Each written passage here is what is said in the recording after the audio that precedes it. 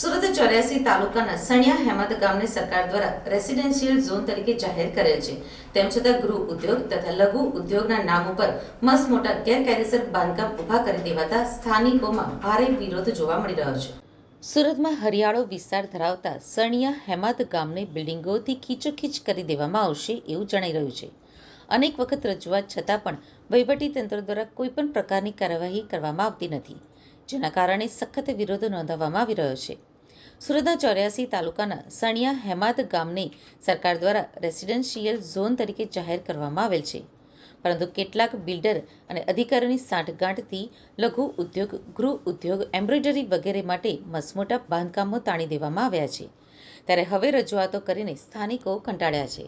ત્યારે આગામી ચૂંટણી દરમિયાન પણ આ ગેરકાયદે બાંધકામોની કૃતિને અટકાવવાની આવે તો ચૂંટણી બહિષ્કાર સુધીની પણ તૈયારી દર્શાવી રહ્યા છે.